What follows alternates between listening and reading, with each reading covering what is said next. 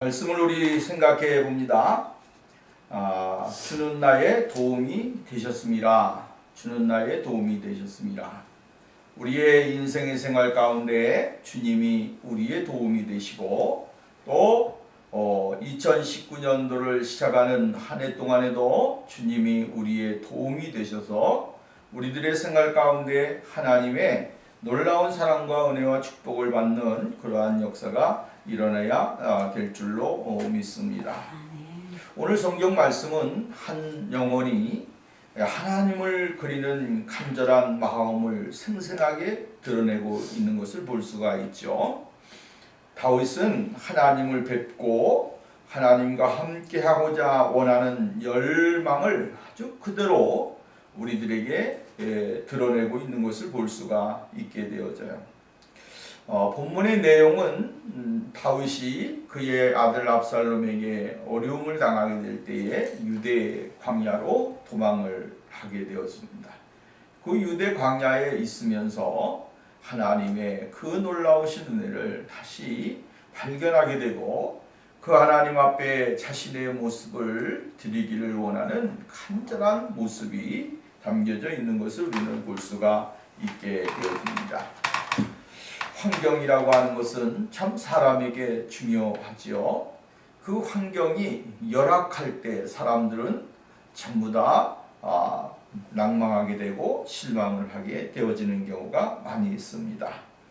왜냐하면 그 환경이 자신에게 있어서 주는 고통이 너무 크기 때문에 그렇습니다. 그러나 그 환경이 또 사람을 바꾸기도 하게 되어진다라고 하는 사실을 우리는 잊어서는 안 되는 것이죠. 환경이 좋은 것보다 나쁜 것이 유익일 때가 더 많이 있습니다. 좋을 때는 그저 좋은 것만 생각을 했는데 환경이 열악해지고 나니까 자신이 가지고 있는 삶이 얼마나 복 있는 삶인지를 깨닫게 되어지는 것이죠. 내가 이렇게 가졌었는데 이것이 너무 귀한 것이더라 라고 하는 거야. 근데 그 귀한 것을 귀하게 여기지 못했던 자신의 모습을 발견할 수 있게 되어지는 것입니다.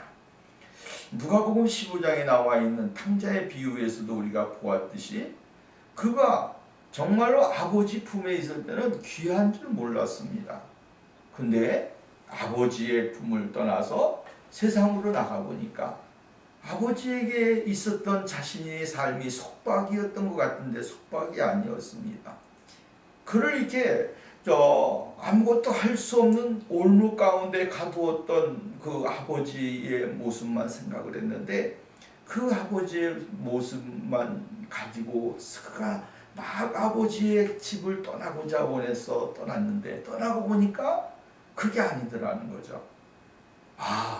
아버지의 그 간섭하심이 또 아버지의 그 사랑이 이렇게 크고 놀라웠구나 라고 하는 것을 발견하게 되어지는 모습을 보게 되어져요.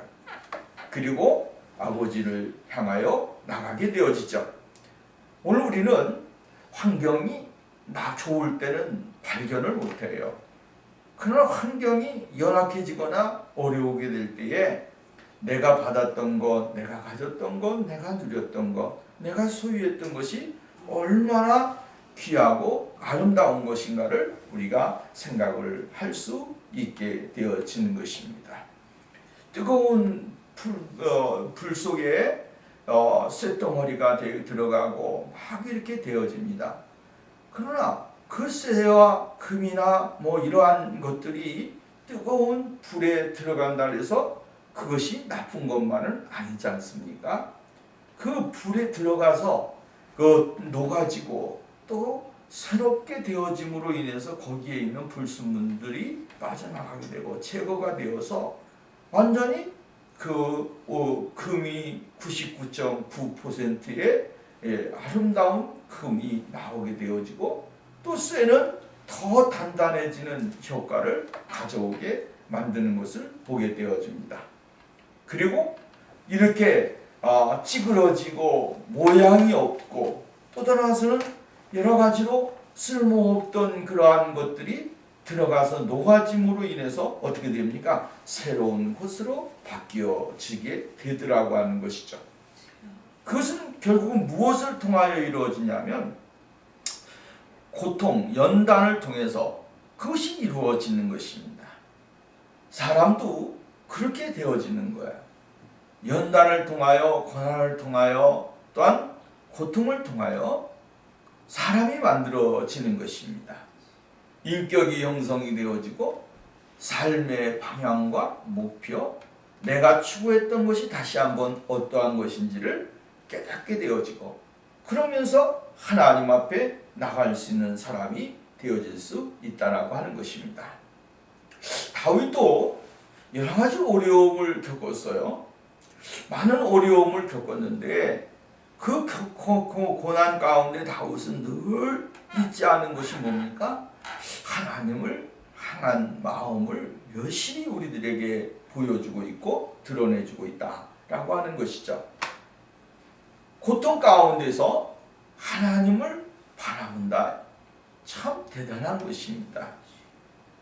오늘 우리가 여러분 고난을 당하고 어려움을 당하면 당장 무엇을 바라봅니까? 현실을 바라보잖아요. 현실을 바라보고 그 현실 가운데 내가 어떻게 살아가야 될 것이고 어떻게 누려야 될 것인지를 생각하게 되어져. 다윗은 성경 말씀을 볼 때마다 깨닫는 것이지만 어려움을 겪고 고통을 겪고 정말로 많은 시련을 겪지만 그 가운데서도 뭡니까? 오직 하나님을 바라보는 믿음을 우리들에게 가르쳐주고 있어요. 우리들의 인생의 생활 가운데 수많은 실패와 고통이 있지만 한 가지를 잊어버리면 안 됩니다. 예수 그리스도를 바라보는 삶을 잊어버리면 안 되는 것이죠. 우리의 삶 전체 가운데 하나님을 잊어버리면 안 됩니다. 하나님을 바라보는 것, 하나님과 함께하는 것, 하나님을 의지하는 것, 이것을 잊어버리게 되어지면 그 사람은 성공하는 사람 같으나 실패하는 사람이 되어질 수 있다라고 하는 것입니다. 오늘 우리는 시편 63편을 통해서 주는 나의 도움이 되셨습니다. 그렇기 때문에 다윗은 더욱더 주님을 바라보게 되어진다. 첫 번째 우리가 생각할 수 있는 것은 광야에서 성소를 바라보는 다윗의 모습을 우리는 생각을 해볼 수가 있습니다. 다윗은 지금 어디에 있습니까? 광야에 있습니다. 어떠한 자리입니까? 오늘 성경 말씀에 보면 주를 찾되 물이 없어 마르고 곰핍한 땅에서, 물이 없어 마르고 곰핍한 땅에서 이렇게 이야기합니다. 물이 없는 것입니다. 물이 없는 곳이에요. 정말 허벌판 광야입니다. 이러한 환경이 그에게 주어졌다라고 하는 사실이죠. 물이 없고 마른 그러한 황폐한 땅에 지금 다윗은 머무르고 있습니다. 어디 쉴 곳도 없습니다. 그 황량한 광야 가운데서 그는 지금 하늘의 별들, 달들을, 그 구름을 이불을 삼고 지금 광야에 머무르고 있는 것입니다. 낮에는 태양빛에 열이 강하게 내리쬐서 견딜 수 없는 고통, 괴로움이 그를 괴롭혔을 것입니다. 그러한 환경에 지금 다윗은 머무르고 있다라고 이야기를 해주고 있다라고 하는 것이죠. 이러한 환경이 우리들에게 주어진다고 한다면 우리는 과연 어떠한 삶을 살 수 있을까라고 하는 것이죠. 첫 번째, 우리는 부모를 원망하고 환경을 원망하고 내 자신을 원망하고 이러면서 자기 자신에 대해서 자포자기하는 인생을 살아갈 수 있는 것이다 라고 하는 거죠. 그러나 다윗은 그러한 원망 불평하는 거 하나도 갖지 않았다라고 하는 것에 우리와의 차이점이 있는 것입니다. 그는 그러한 환경 가운데서도 하나님을 바라보면서 하나님에게 소망을 두고 하나님 앞에 나가는 그러한 모습을 볼 수가 있게 되어져요.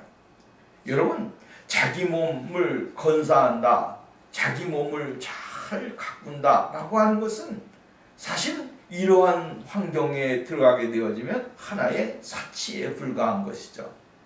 뭐 예쁘게 하고 화려하게 하고, 이것이 정말로 누구에게 있는 것입니까?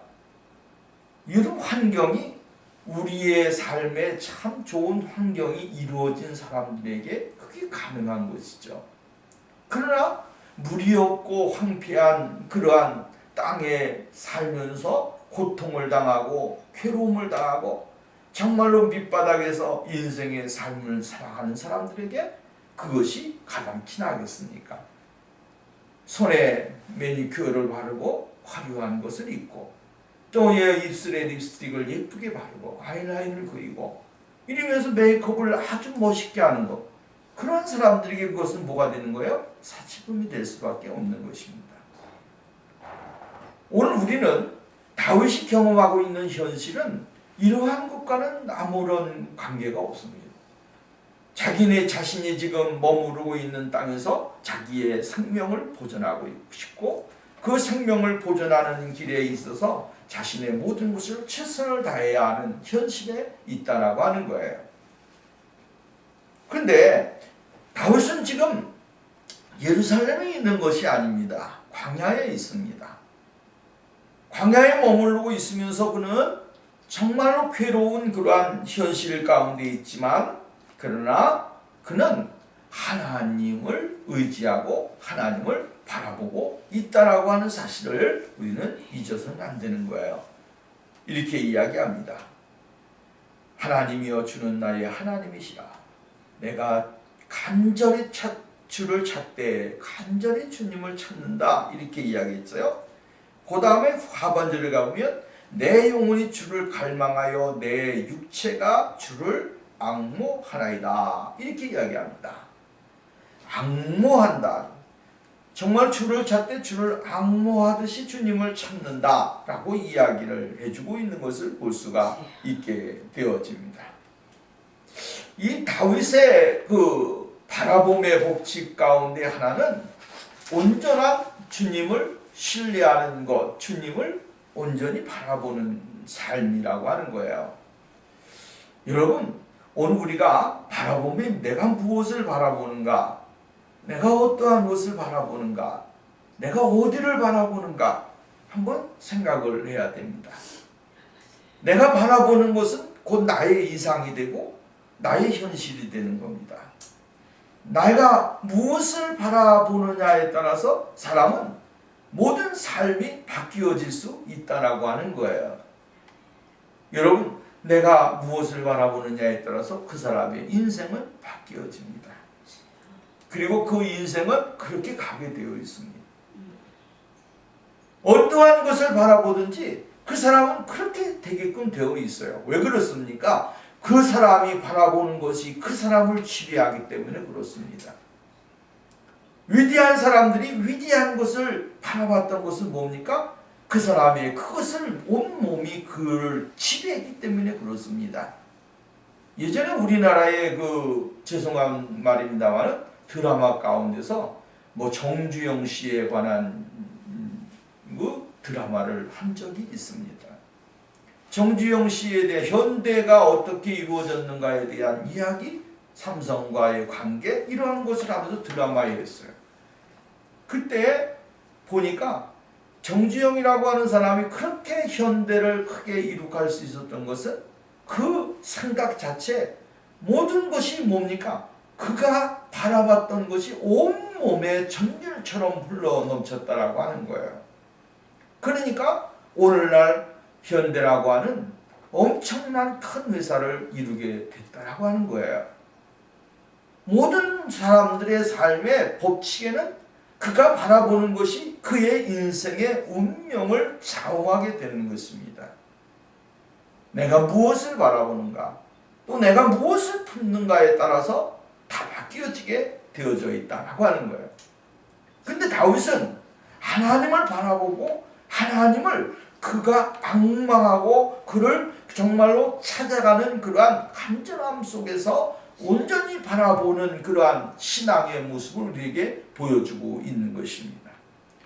언제 어느 때든지 간에 어떠한 환경에 있든지 간에 하나님을 바라보는 것, 그것이 얼마나 중요한 것입니까?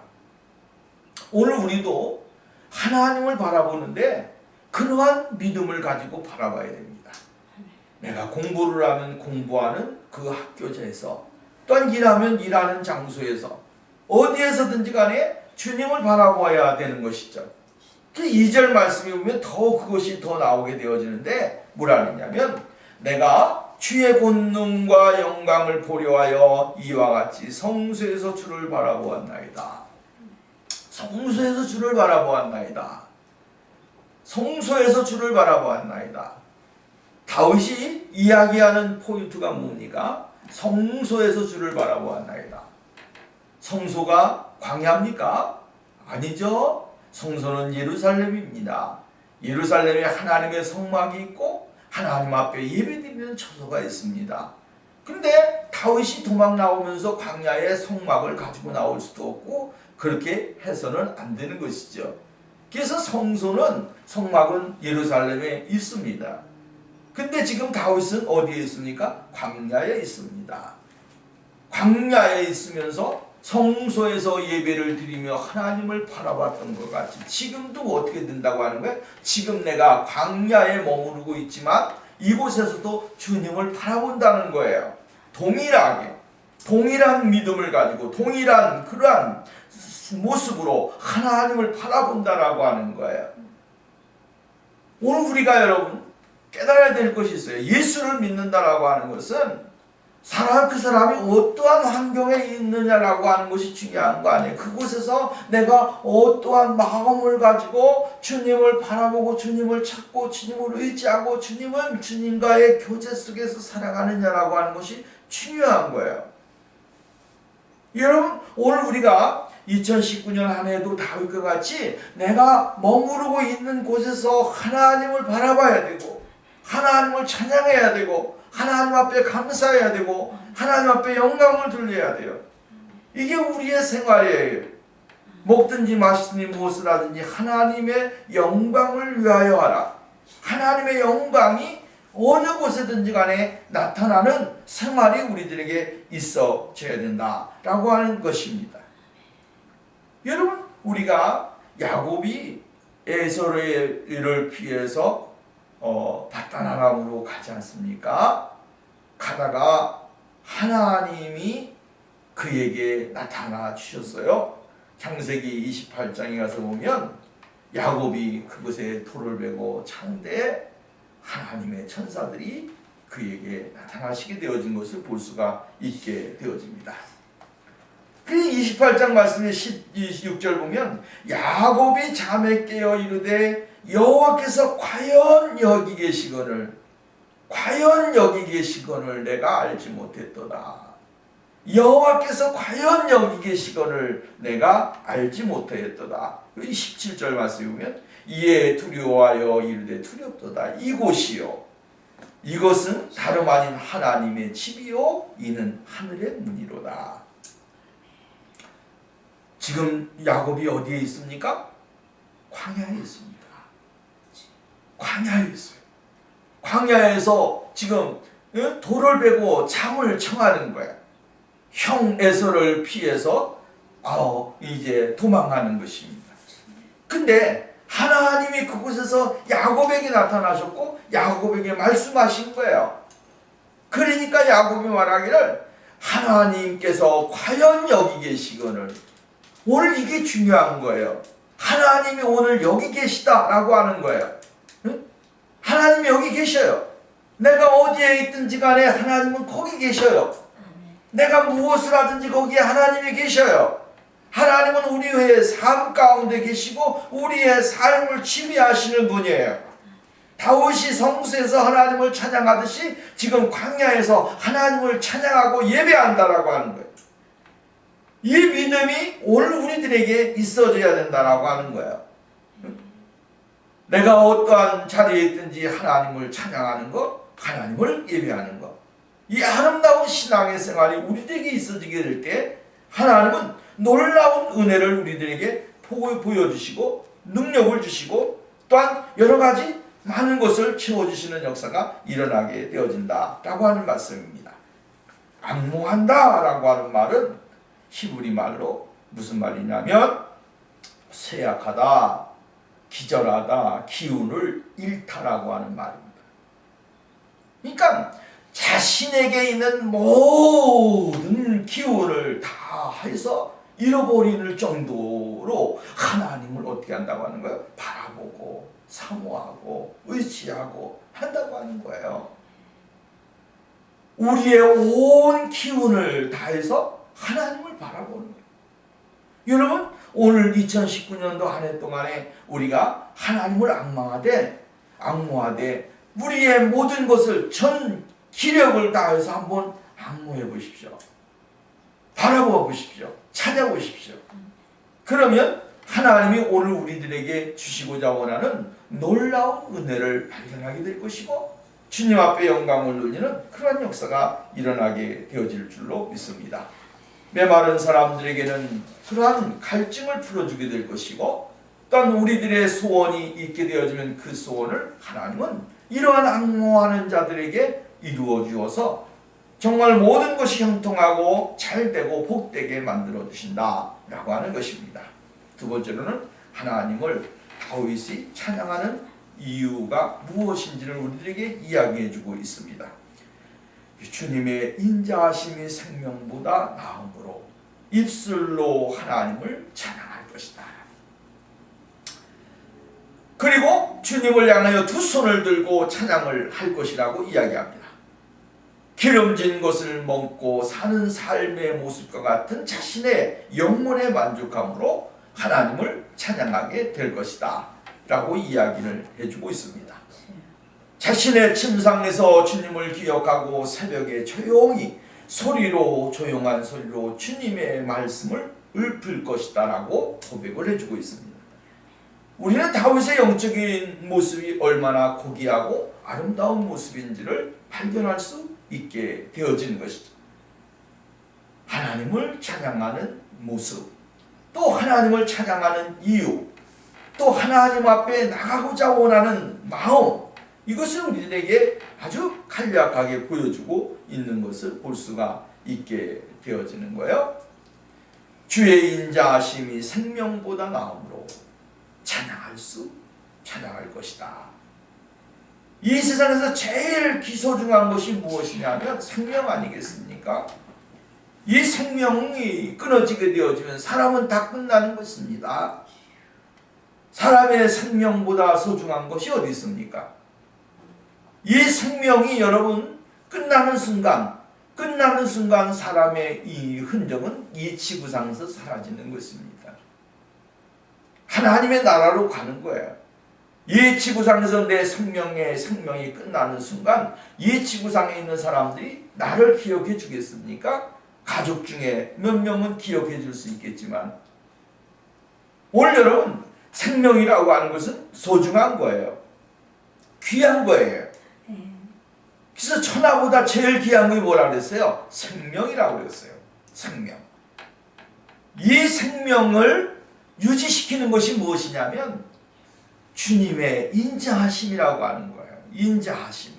이 하나님의 인자하심이 없다고 한다면 우리는 이 세상에서 살아갈 수 없는 연약한 존재라고 하는 사실을 다윗은 이야기해주고 있는 거예요. 그렇기 때문에 이렇게 이야기합니다. 주의 인자가 생명보다 나음으로 주님의 그 자비로우심과 긍휼하심과 주님의 그 넓으신 그 은혜가 너 있기 때문에 내 생명이 존재한다라고 하는 거예요. 그래서 그 생명보다 더 귀한 건 뭐예요? 주의 인자하심이라고 이야기하는 거예요. 왜? 내가 존재할 수 있는 건 내가 지금 살아있게 만드는 원인이 어디에 있습니까? 주님의 인자에 있다라고 하는 거예요. 그러니까 주님의 인자하심이 오늘 없다고 한다면 다윗은 이 생명조차 보장할 수 없는 그러한 존재라고 이야기를 해주고 있는 겁니다. 오늘 여러분 이 정도로 자신의 생명보다도 주님의 인자하심이 더 큰 그 비중을 차지하는 인생을 살아가는 사람, 이러한 모습을 가지고 인생의 모든 것을 살아가는 사람이 얼마나 복 있는 사람이냐 이 말이에요. 그러니까 주님이 자신을 다스리지 아니하면, 주님이 자신을 이끌어가지 아니하면 자신은 살 수 없는 연약한 존재라고 하는 거예요. 이것을 고백할 수 있는 사람, 이러한 고백을 할 수 있는 믿음의 삶, 이것이 바로 우리의 삶이 되어야 된다라고 하는 사실이죠. 그 다음에 보면 뭐라고 이야기를 했습니까? 이렇게 이야기합니다. 4절, 이러므로 내 평생의 주를 찬송하며 주의 이름을 인하여 내 손을 들리라. 골수와 기름진 것을 먹음과 같이 내 영혼이 만족할 것이라. 내 입에 기쁜 입술로 주님을 찬송하되. 이렇게 여기 보면 골수의 기름진 것으로, 골수와 기름진 것을 먹음과 같이 이렇게 얘기했어요. 골수와 기름진 것을 먹는 것은 제사를 드리는 사람들에게 있어서 최고로 중요한 시간이에요. 제사를 드리고 난 다음에 하나님 앞에 제사를 드리고 나서 그것을 하나님 앞에 하나님이 주신 것을 먹는 것입니다. 그것이 얼마나 그 기쁜 시간이고 즐거운 시간입니까?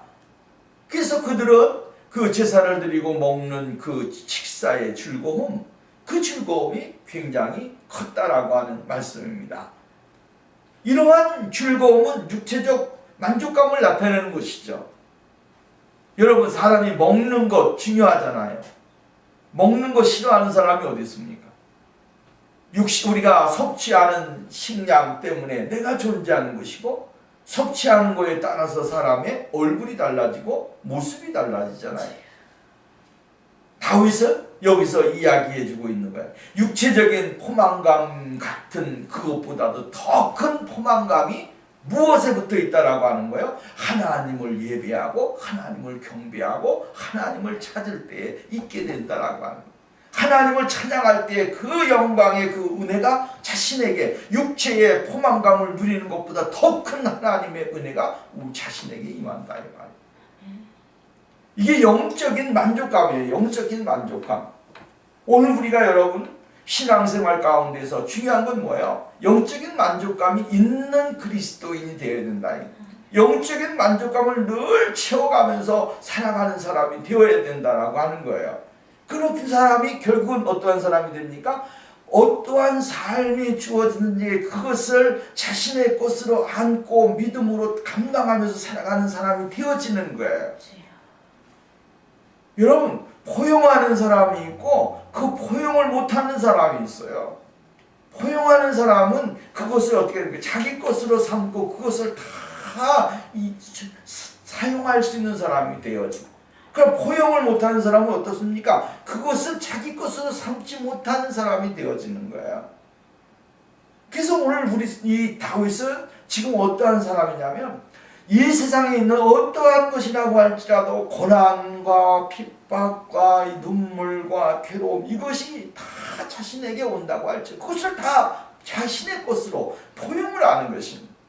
근데 그 포용이 어디에서 있으냐면 하나님이 주시는 큰 놀라우신 은혜, 하나님을 만나고 주님과 교제하면서 이루어지는 기쁨으로서 그것을 전부 다 포용을 하다 보니까 결국은 하나님 안에서 모든 것이 다 맡겨지는 삶이 되어지는 것입니다. 문제가 많을지라도 그것은 누구에게 맡기면 하나님 앞에 손을 들고 믿음으로 나가서 찬양을 하고 감사를 하고 제사를 드리면서 하나님 앞에 나 다 내려놓으니 하나님이 전부 다 그의 모든 것들을 해결해 주시고 은혜를 주시더라 이 말. 오늘 우리들의 신앙 가운데서도 그렇습니다. 문제 없는 사람이 어디 있어요? 문제 있어요. 다 문제 있어요. 문제 없는 사람이 어디 있어요? 근데 중요한 건 뭡니까? 내가 얼마만큼 주님을 향하여 손을 들고 믿음을 향하여 믿음으로 나가고 있는가라고 하는 거죠. 믿음의 손을 들고 믿음의 마음을 가지고 믿음의 그 그릇을 가지고 나가서 하나님 앞에 나가게 될 때 그 사람이 주님의 놀라우신 은혜를 받을 수 있는 사람이 되어진다라고 하는 것입니다. 음식을 섭취할 때 사람은 뭡니까? 엔돌핀이 나온다는 겁니다. 즐거움의 엔돌핀이 나오네요. 왜냐하면 위가 포만감 생기면 이 즐겁게 되어진다. 만족게 된다는 거예요. 이 만족감보다 더 큰 만족감이 무엇이라고 하는 겁니까? 하나님을 찬양하고 하나님을 예배하고 하나님을 성소에서 주님 앞에 영광을 돌리는 모습, 그 모습이 최고로 귀하고 아름다운 것이다 라고 이야기를 해주고 있어요. 마지막으로 세 번째로 보면 하나님을 경외하는 사람과 하나님을 경외하지 않는 사람의 모습을 우리에게 이야기해 주면서 이러한 두 결과가 나오게 되어질 것이라고 이야기를 해주고 있습니다. 여러분, 우리는 성경에 보면 항상 하나님은 우리들에게 나쁜 사람이 되라고 이야기를 하지 않습니다. 성경은 오늘 우리들에게 나쁜 길로 가라, 나쁜 사람이 되어라, 절대로 그렇게 이야기를 하지 않습니다. 성경은 우리들에게 무엇을 주셨다고 그랬습니까? 하나님이 사람에게 주신 것은 뭐라고 그랬습니까? 중요한 거예요. 신학적인 용어지만 자유와 의지를 주었다라고 이야기했어요. 자유와 의지를 주셨어요. 하나님은 우리들에게 정말 에덴 동산에 있는 하와지만, 아담이지만 나타나셔서 아담아, 너 그거 먹지 마. 아담아, 하와야, 그거 하지 마. 절대로 하나님이 그렇게 하신 분은 아니라고 하는 사실이에요. 하나님이 에덴 동산에 선악과를 만들어 놓으시고 말씀을 하셨어요. 말씀을 하실 때 뭐라고 말씀하셨습니까? 모든 과일은 다 먹되 동산 중앙에 있는 선악을 알게 하는 이 선악과는 먹지 말아라. 하나님이 말씀하셨어요. 그리고 그것은 선택은 누구에게 맡겨두신 것입니까? 그 사람에게 맡겨두셨어요. 하나님은 어떻게 강제적으로 하실 수 있는 분이에요. 그럼에도 불구하고 하나님은 어떻게 합니까? 우리의 의지, 자유와 의지를 하나님은 존중하신다라고 하는 사실이에요. 하나님은 내가 어떠한 것을 선택하든지 그것은 뭡니까? 그 사람의 몫이라고 하는 거예요. 그 사람이 선택한 것은 자신이 선택한 것이기 때문에 책임을 져야 된다는 거예요. 그래서 그 책임을 사람들이 감당할 수 없으니까 하나님께서는 예수 그리스도를 이 땅에 보내주셨고 이 세상에 예수 그리스도가 오심으로 말미암아 우리가 가졌던 모든 짐들을 누구에게 맡기라? 예수 그리스도에게 내려놓게 만드신 거예요.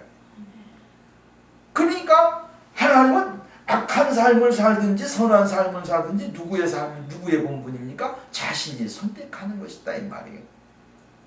요 신명기서에도 보면 민수기나 신명기서 보면 하나님께서는 이렇게 해요. 내 앞에 복과 저주의 길을 둔다라고 이야기했어요. 복을 선택하든지 저주를 선택하든지 너의 선택이라고 하는 거예요. 선택은 누가 하는 겁니까? 내가 하는 것입니다. 근데 내가 선택하는 것은 곧 누구에게 괴로움이 오는 겁니까? 복을 선택한 사람은 즐거움이 나에게 오는 것이고 저주를 선택한 사람은 나에게 고통이 오는 거예요. 그건 누가 하는 게 아니에요. 오늘 우리는 분명히 알아야 될 것은 뭡니까? 악한 사람들, 하나님을 등지는 사람들, 하나님 앞에 나가지 못하는 사람들이 있고 한편으로는 하나님을 경배하는 사람들이 있다라고 이야기했어요.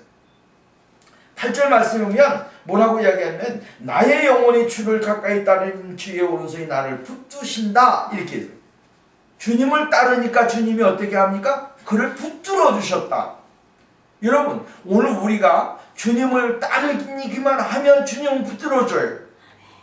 낭떠러지든지 불 가운데 있든지 간에 하나님은 하나님의 사람들을 붙들어 줘요. 그 붙들어 주심이 결국 뭡니까? 하나님의 사랑이요 은혜요 축복이요 주님과 함께 하는 거예요. 이 하나님이 함께 하실 때 붙들어 주실 때 그 사람이 믿음의 성공자가 되고 하나님의 축복을 받는 사람이 되어진다라고 하는 사실이에요. 또 반대편에 보면 여기 이 9절 말씀이 나의 영혼을 찾아 멸하려 하는 그들은 땅 깊은 곳에 들어가며 칼의 세력에 넘겨져 승나기의 먹이가 되리니 승나기의 머리가 되리니 그러니까 들짐승들의 먹이가 된다 이 말이에요. 응? 칼에 엎드러지고 칼에 망하여서 들짐승들의 먹이가 되어진다라고 하는 거예요.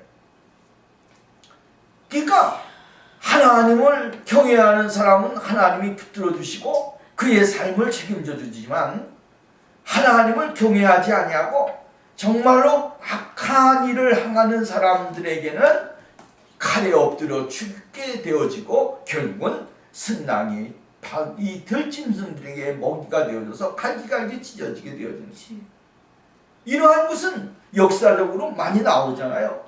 하나님을 저주하고 하나님의 배반했던 사람들이 어떻게 됐습니까? 이 시체도 못 찾는 거예요. 죽고 난 다음에 들짐승들의 밥이 되어져서 그의 시체가 하나도 남지 아니하는 모습을 우리가 보게 되어지는 것이죠. 하나님은 하나님을 경외하는 자들, 하나님을 경외하는 자들과 하나님을 함께 하시고 하나님을 대적하는 자들을 하나님이 대적하십니다. 그렇기 때문에 오늘 우리는 분명히 알아야 될 것은 하나님은 공의의 하나님, 질서의 하나님, 정말로 모든 것을 하나님이 행하시는 분이라고 하는 사실을 우리는 잊지 말아야 됩니다. 그래서 11절 말씀에 보면 왕은 하나님을 즐거워하리니 주께 맹세한 자마다 자랑할 것이나 거짓말하는 자의 입은 막히리로다, 이렇게 이야기했어요. 진실은 늘 하나님이 판정하시고 판결하십니다. 하나님이 보십니다. 그렇기 때문에 오늘도 우리는 악에게 지는 사람이 아니라 선으로 악을 이기는 사람이 되어야 된다. 악에게 지는 사람이 아니라, 지배를 당하는 사람이 아니라 선으로 악을 지배해서 그 악이 무너지도록 만드는 삶을 살아야 된다라고 하는 것입니다. 내 안에 있는 악한 것들, 내 안에 있는 아주 안 좋은 것들을 다 예수 그리스도 앞에 내려놓아야 됩니다. 그때 하나님께서는 그와 더불어 싸우시게 만드는 거예요. 내 안에 싸우시는 분이 누굽니까? 내 안에 있는 악과 싸우는 것은 내가 아닙니다. 성령님이십니다. 성령님이 말씀을 통하여 역사를 이루고 성령님이 그 안에서 자꾸만 투쟁하게 만드십니다. 그래서 하나님의 거룩한 형상, 예수 그리스도의 거룩한 모습으로 우리가 바뀌어지고 새롭게 되어지게 만드는 것이 바로 주님의 모습이고 주님이 원하시는 것입니다. 그러므로 오늘도 우리는 다윗의 인생의 삶을 통하여 다윗이 하나님을 찬양하고 하나님을 바라보고 하나님 앞에 영광을 돌렸듯이 우리의 생활도 이러한 축복의 삶을 살아서 주님의 기쁨이 되고 은혜가 되고 성공하는 한 해가 되어지는 역사가 있기를 주의 이름으로 부탁을 드립니다. 기도합니다.